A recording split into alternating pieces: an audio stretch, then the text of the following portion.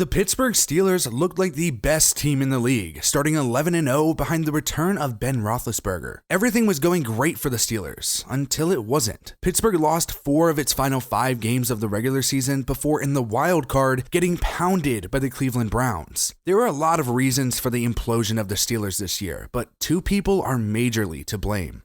First, I'd like to acknowledge that the majority of the people who watch our videos aren't subscribed to the channel. Help us out by subscribing and joining us on our way to 100K because it's coming fast and you don't want to miss your opportunity to enlist in the J&D Army.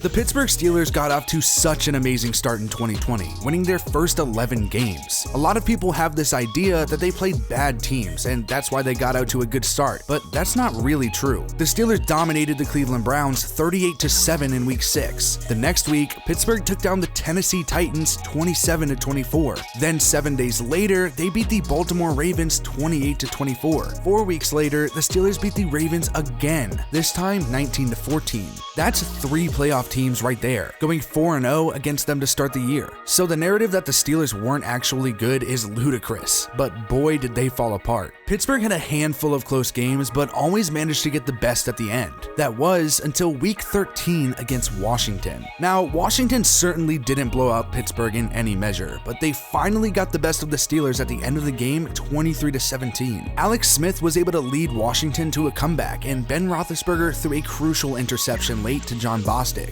Washington ruined the Steelers' perfect record, but that was just the beginning of a mess for Pittsburgh. The following week, Pittsburgh had to visit the Buffalo Bills. The Bills, one of the best teams in the league, extended the Steelers' losing streak after downing them 26-15. Losing to Washington and Buffalo certainly isn't the end of the world. The Bills were the second best team in the AFC, and Washington had the second best defense in the league. But Week 15 gave us an idea of how bad everything was for Pittsburgh. Facing a Cincinnati Bengals team that was without Joe Burrow, instead starting Ryan Finley, the Steelers found themselves down 17-0 early before losing 27-17. Losing to back-to-back playoff teams wasn't a cause for alarming concern, but falling to Cincinnati sure was. Pittsburgh rebounded the following week by beating the Indianapolis Colts. Then in Week 17, the Steelers decided to rest Roethlisberger and other starters against the Browns, a team playing for a playoff spot. The Browns, of course, won 24-22. Maybe the Steelers would go back and try to win in Week 17 looking back.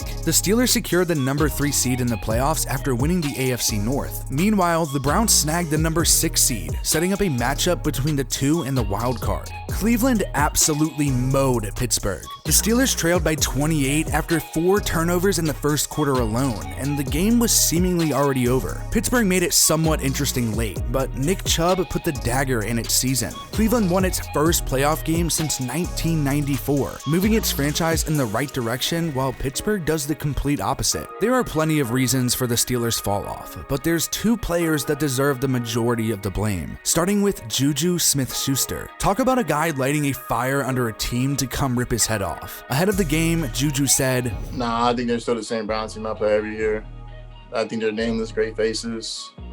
Yes, they have a couple good players on their team, but at the end of the day, like,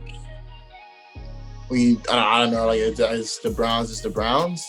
Worked out. Now, I personally don't think JuJu re-signs in Pittsburgh, but wherever he goes, he needs to seriously stop with some of these disrespectful antics. JuJu is well known on TikTok for his dances. In the locker room, that stuff is fun, but when you pre-game dance on a team's logo, all you're doing is giving them fuel. Von Bell took that to heart. There have been some great things to come out of it though. You can already buy shirts that say, "The Browns is the Browns," and Kareem Hunt went live to troll the Steelers while the Browns played that Corvette song in the locker room after the game that JuJu always dances to. Man, what a story. Hunt went from kicking a woman in a hotel to winning a playoff game in less than 2 years. Magical.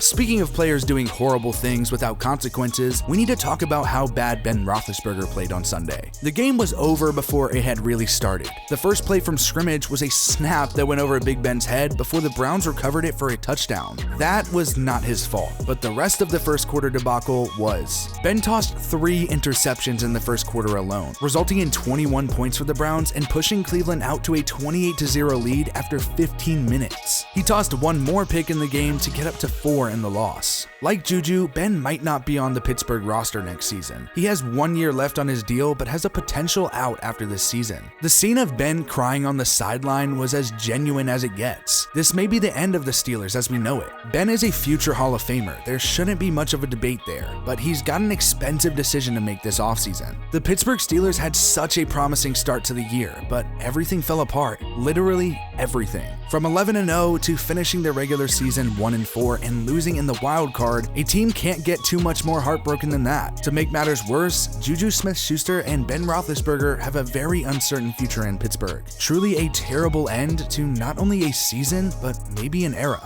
Thanks for watching. If you love J&D Productions, check out J&D Hoops, where we recently uploaded our first video. Go subscribe and hit that notification bell, and follow us on Instagram and Twitter for more J&D. We read all of our DMs and love hearing what you have to say.